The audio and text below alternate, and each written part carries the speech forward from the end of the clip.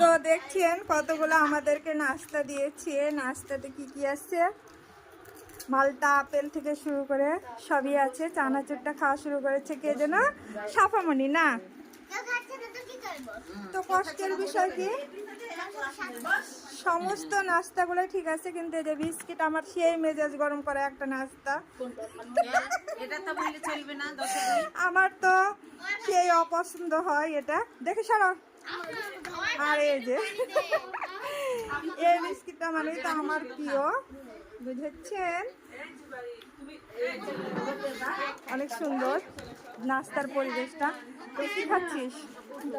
তো যাই হোক, নাস্তা সবই ঠিক আছে, শুধু আমি বিস্কিটটাই পছন্দ করি না, বুঝেছেন?